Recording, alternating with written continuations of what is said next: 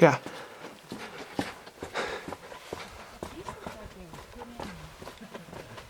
Yeah, somebody put. Not natural, right? Are they?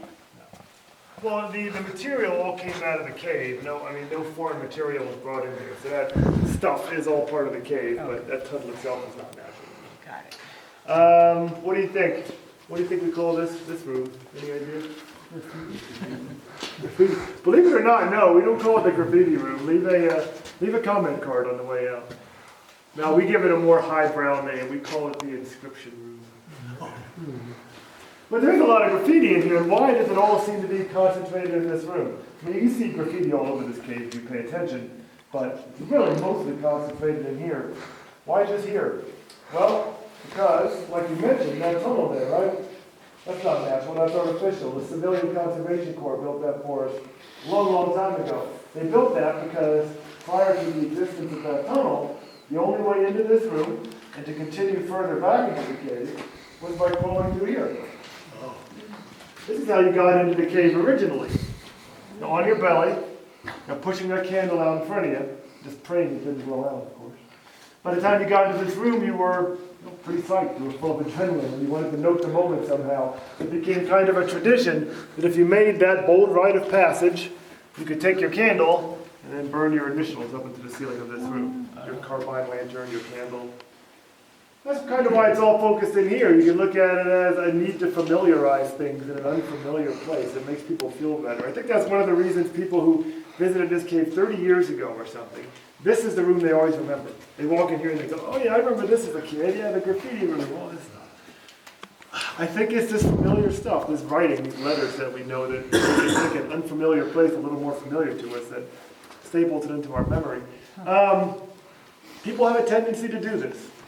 To leave their mark, to familiarize things like this. This tendency is one of the reasons that most national parks tend to keep secret one of our biggest natural resources, especially in the Southwest. Can anybody think of what I'm talking about? Something we keep secret? The pictograph. Yeah, yeah, exactly. You ever walked into a national park in the Southwest and gone up to the visitor center guy and been like, all right, where are your pictographs? Or pictograms? Where are they at? And the guy kind of goes, I don't really know what you're talking about. I haven't seen any around here.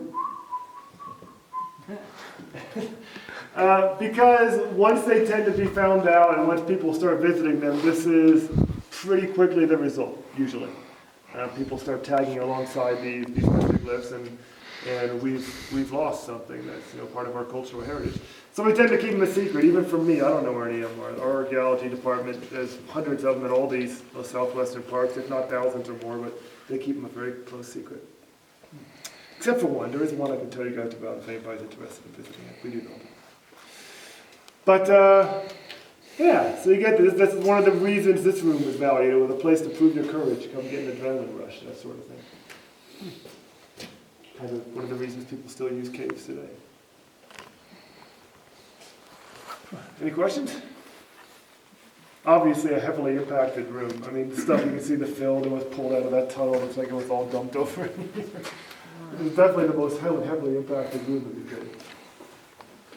Okay, we're going to go this way then, and we're going to walk into a room that the National Park Service found a reason to value and market back in the day.